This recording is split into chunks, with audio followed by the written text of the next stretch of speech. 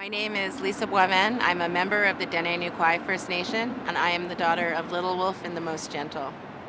As a bioethics student, I use an arts-based methodology to marry art and medicine, and I use this to address the inequities of Indigenous people in bioscientific medicine. I also use it as a coping strategy. I was studying bioethics, I was learning about colonization, and at that time I was also reuniting with my biological father. I'm a 60 scoop survivor, and I'm from 2 generations of residential school survivors, so I was learning about this history while I was learning about the inequities that Indigenous patients face. So at that time, I had to paint a safe space to heal, to find out who I am, to find out who I was in terms of the past, my family, to resolve past issues, and to create a place of mutual respect where racism in medicine can be talked about. Sharing Bioethics started off as a painting for my mother. My mother who adopted me, I like to call her my real mother because she raised me. And she said, "Lisa, what is it that you do over there in bioethics?" She said, "I understand what a bioethics is, and I understand a little bit what Dene medicine is, but I don't understand how you relate the two."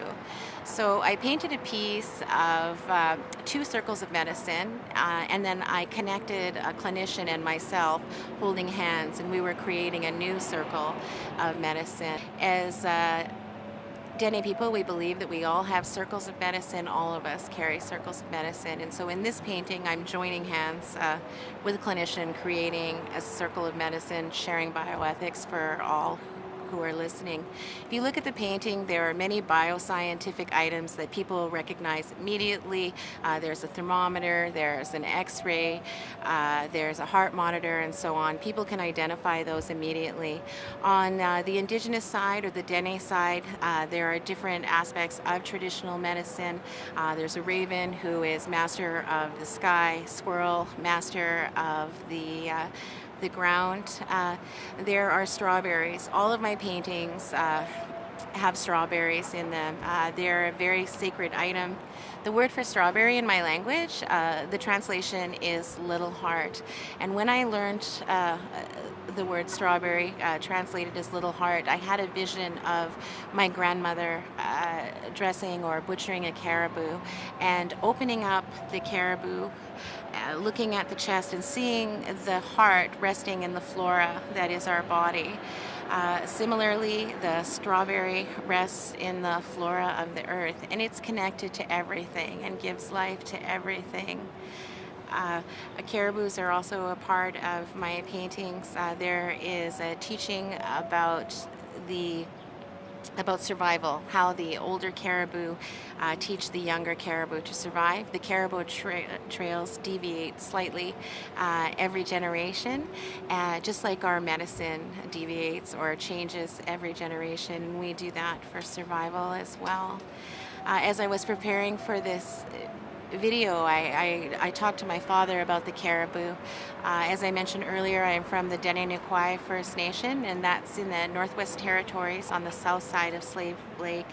And there were caribou there in the 1960s. My father also shared with me that as a boy he had seen the caribou in the 1960s, and he was taken away to residential school, and he was gone for 12 years, and when he returned to our nation, the caribou was gone.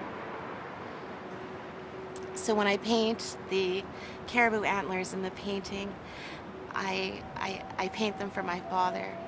I bring the caribou to my father. It's a way of honoring the teaching. There are several traditional items. One is a hawk feather. Often Indigenous folk use a hawk feather when they are addressing people, hoping to connect with the Creator, to speak clearly, to speak well, to convey thoughts in a good way. I received that feather from a respected member of community. She put together an impromptu ceremony at a subway station. She's a woman of few words, and she handed me a piece of fabric. And I opened up the fabric, and she said, "When you get home, take a closer look." She said, "The feather is beautifully broken, just like us."